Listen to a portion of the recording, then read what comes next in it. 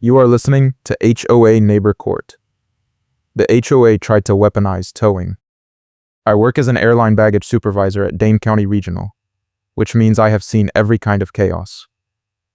Lost bags, missed connections, passengers screaming over a 2-hour delay like it is the end of the world. I thought I had developed a bulletproof tolerance for absurdity. Then I moved to Ridgeview Estates in Madison, Wisconsin, and met Evelyn Wright, the Fines and Enforcement Coordinator for the Ridgeview Estates HOA Incorporated, and I realized I had no idea what chaos actually looked like. My sister came to visit on a Tuesday morning in early March.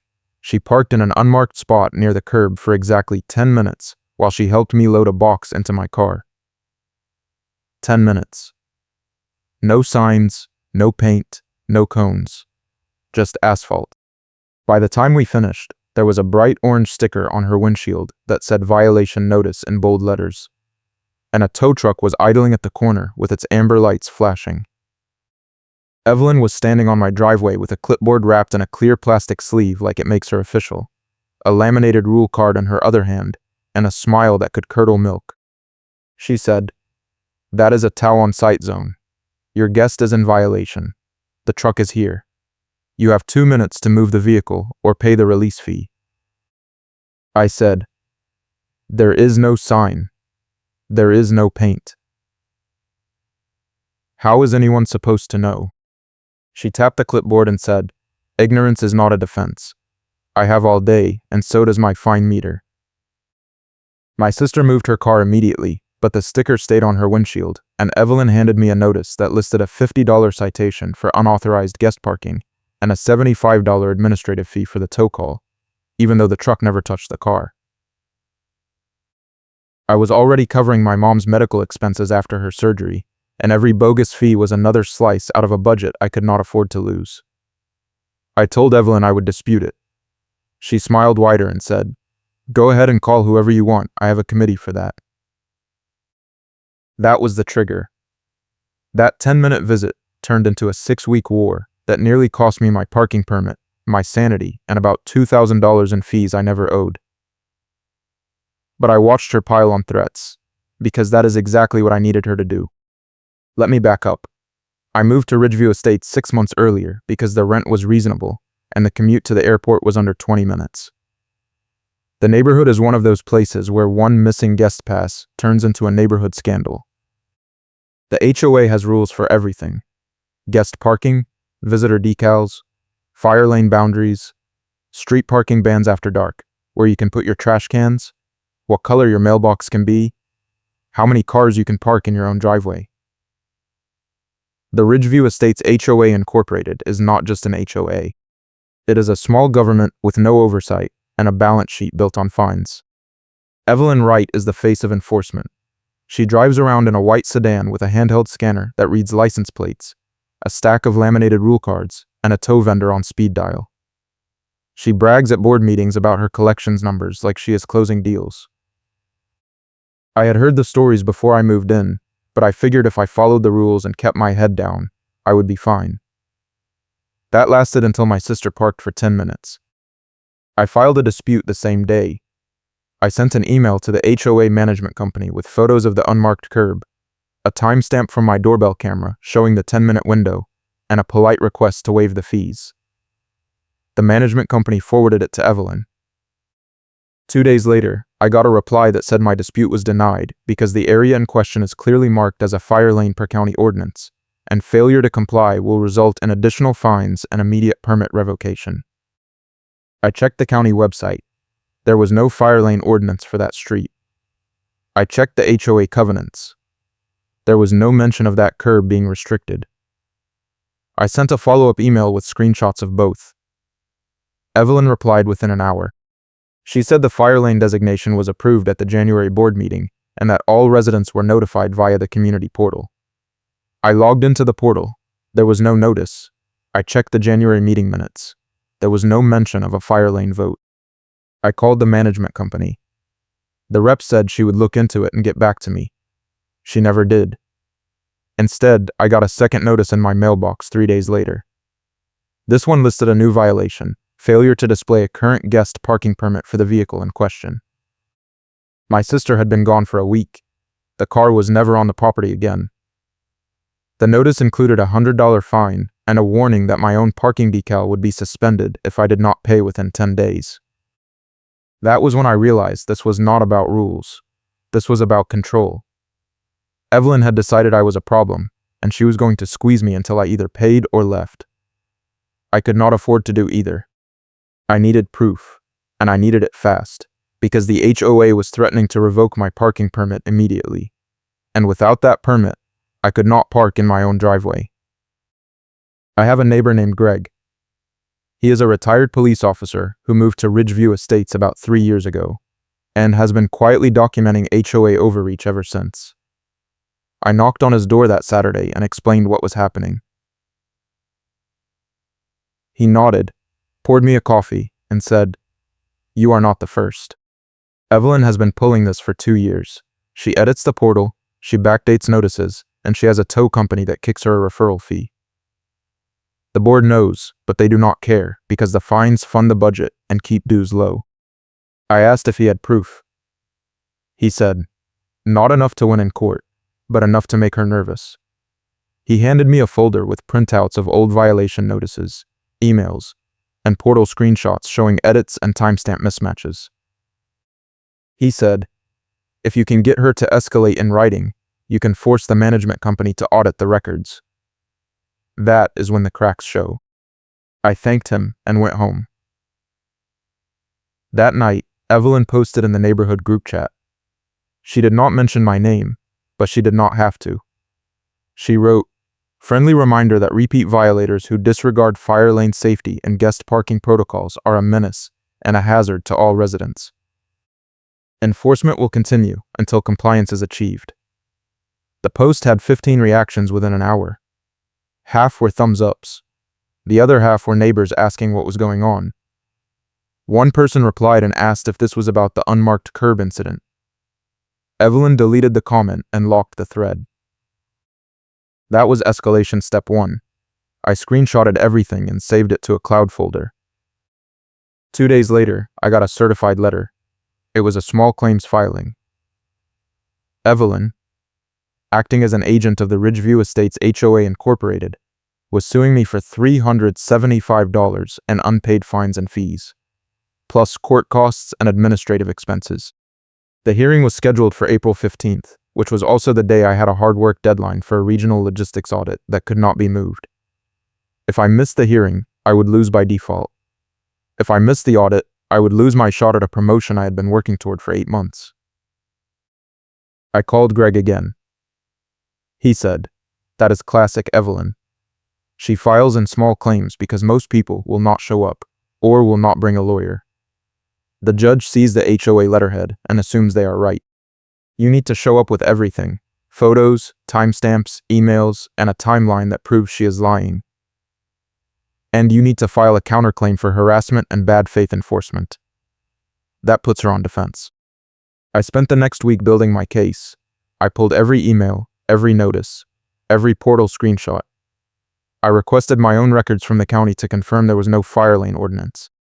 I filed a public records request with the HOA for the January meeting minutes, the guest parking policy, and any correspondence related to my violations. The HOA had 10 business days to respond. In the meantime, Evelyn kept escalating. She sent me a new notice claiming I had parked in a fire lane myself the previous weekend. I had not. I was out of town for a training session. I had the hotel receipt and the airport parking stub to prove it. I sent both to the management company and demanded an explanation. The rep said she would forward my concerns to the board. I never got a reply. On March 23rd, I got the public records response. It was a PDF with 60 pages of meeting minutes, policy memos, and email threads. I opened it on my laptop and started reading. That was when I found the twist.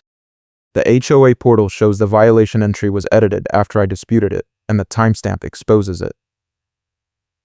The original entry, logged on March 2nd at 9:42 in the morning, listed the violation as unauthorized parking in an unmarked area. The edited entry, logged on March 4th at 3:15 in the afternoon, listed the violation as unauthorized parking in a designated fire lane. The edit happened 2 hours after I sent my first dispute email. I called Greg and told him. He said, "That is it.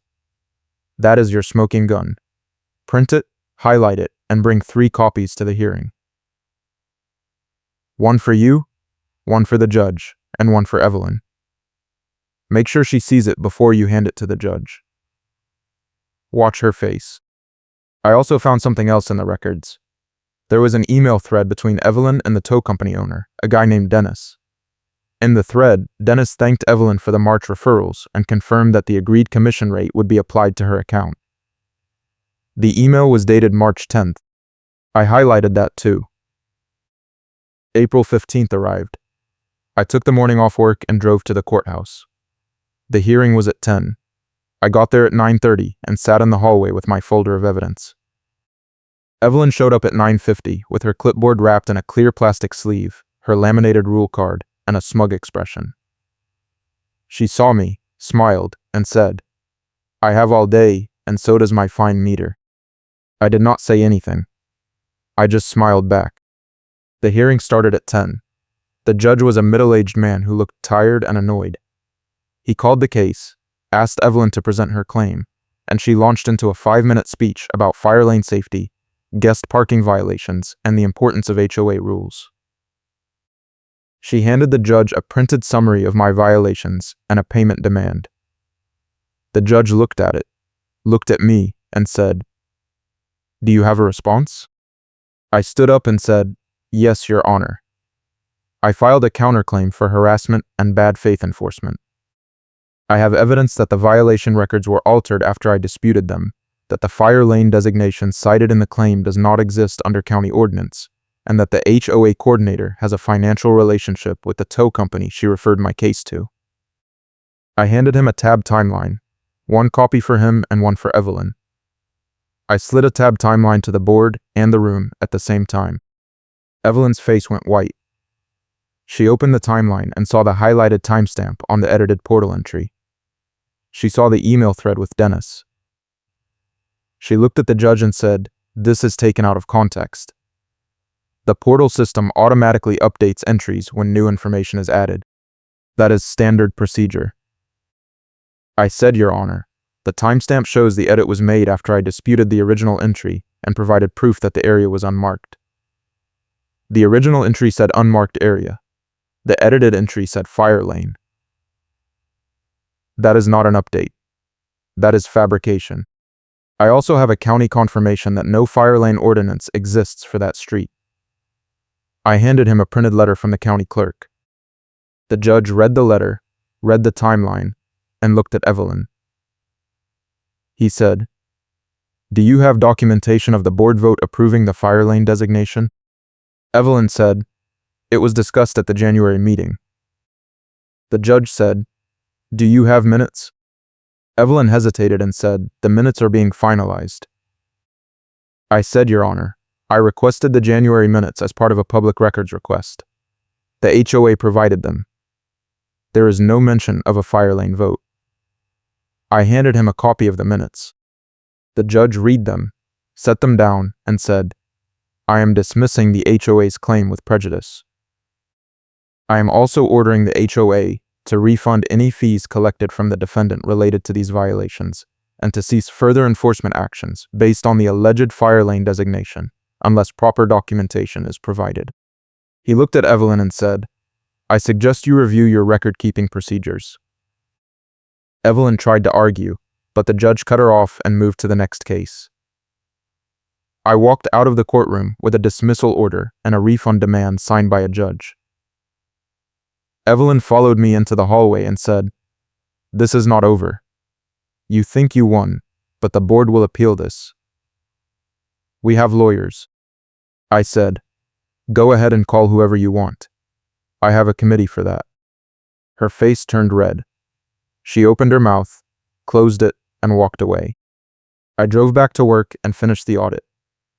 That night, I sent a copy of the dismissal order to the HOA management company, to Greg, and to every neighbor who had liked Evelyn's group chat post.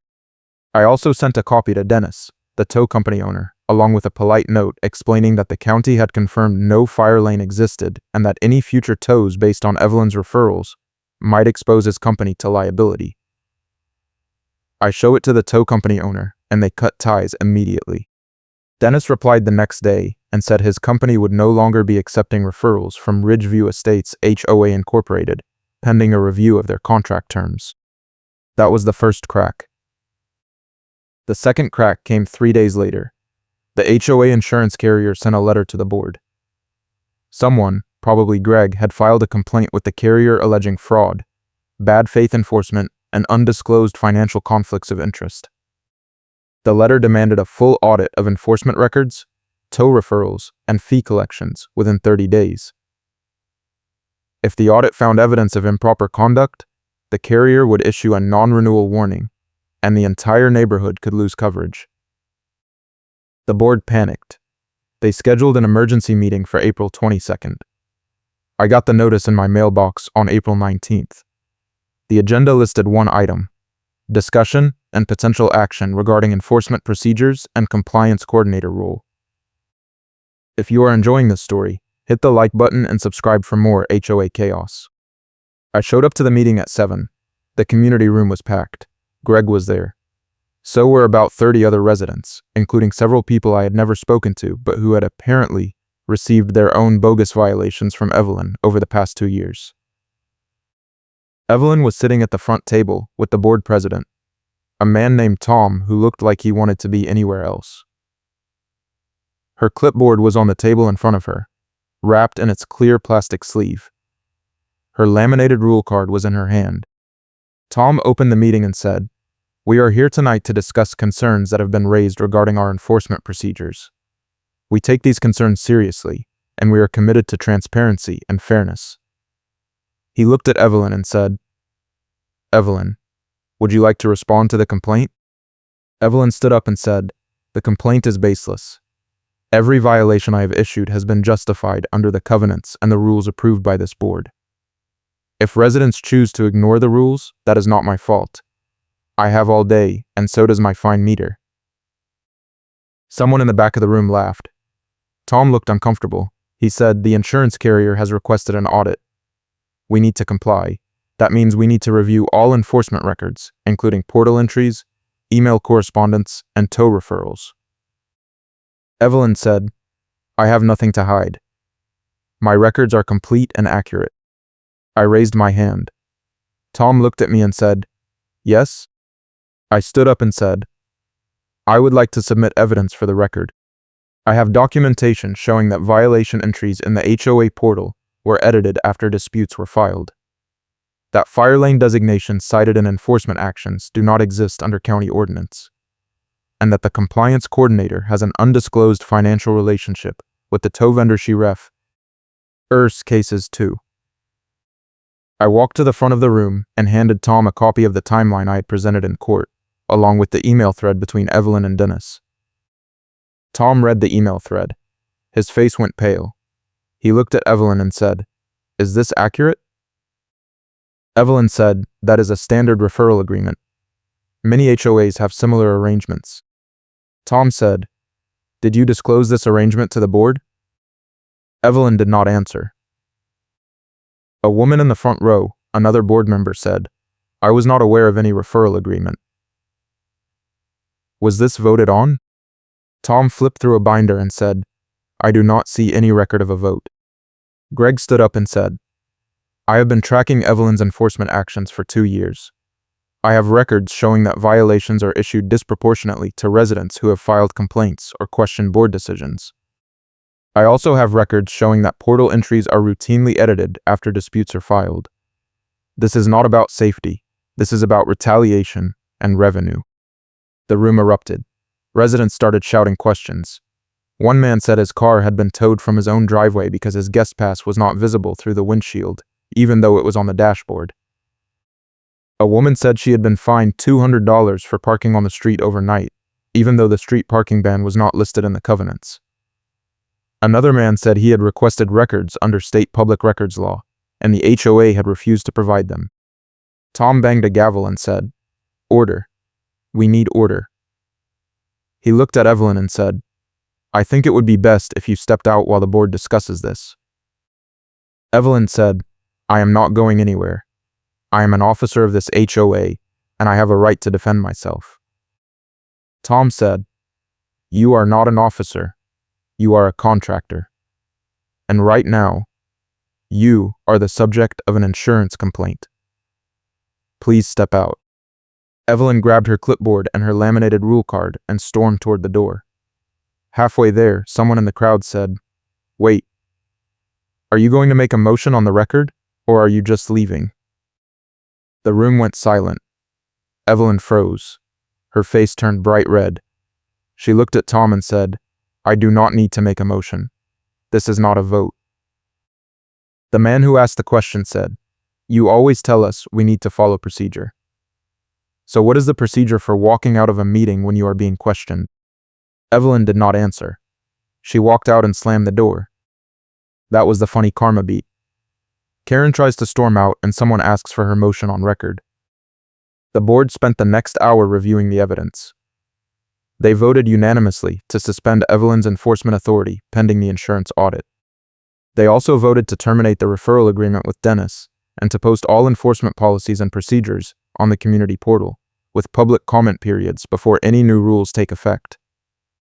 Tom said the board would hire an independent consultant to review the past 2 years of violations and recommend refunds for any improperly issued fines. The meeting ended at 9:30. I walked out with Greg, and he said, You did good. That took guts. I said, I just wanted my $50 back. He laughed and said, You got a lot more than that. The insurance audit took 3 weeks. The consultant found that nearly 40% of the violations issued by Evelyn over the past 2 years were based on rules that had never been voted on, ordinances that did not exist, or portal entries that had been altered after disputes were filed. The total amount of improperly collected fines was over $18,000. The carrier issued a non-renewal warning and gave the board 10 days to implement corrective actions or lose coverage. The board caved. They refunded every improperly issued fine. They posted a formal apology on the community portal. They rewrote the enforcement policies to require board approval for any new restrictions and to mandate that all violations include photographic evidence, timestamps, and citations to specific covenant sections. They also voted to remove Evelyn as meeting chair and strip her of microphone control at future meetings. Karen is removed as meeting chair and loses the microphone control. That was the consequence for her. The HOA compliance process is audited and cleaned up. That was the consequence for the HOA. Dennis sent me an email apologizing for the confusion and offering a free tow if I ever needed roadside assistance. I declined. Evelyn tried to fight the changes. She showed up to the next board meeting and demanded a vote to reverse the new policies. Tom said, We are not reversing anything. If you do not like it, you can run for the board in the next election. She did. She lost by a landslide. I stayed in Ridgeview Estates. The new enforcement coordinator is a guy named Paul who used to work in code compliance for the city. He is fair, he follows the rules, and he does not carry a clipboard wrapped in a clear plastic sleeve. The neighborhood is quieter now. The group chat is boring. No one talks about tow trucks or fire lanes anymore. But I kept every piece of evidence. The timeline, the emails, the screenshots, the court order. I have them in a binder on my shelf, just in case. A few months later, I was putting air in my tires at a gas station on the east side of Madison. It was a Saturday afternoon, warm and sunny. I was halfway through the rear tire when I heard a voice behind me say, You think you are so smart, do you not? I turned around. Evelyn was standing by the pump, holding a coffee cup and her laminated rule card. She was wearing the same blue cardigan and gray sun hat. She looked tired. I said, I am just getting air in my tires. She said, You ruined everything. I built that compliance system. I kept the neighborhood safe. I kept the dues low. And you destroyed it because you could not follow a simple rule. I said, The rule did not exist. You made it up. She said, I did what I had to do to keep order. People like you do not understand that. You think rules are optional. You think you can do whatever you want, and there will be no consequences. I said, there were consequences. You lost your job. She said, I did not lose my job. I resigned.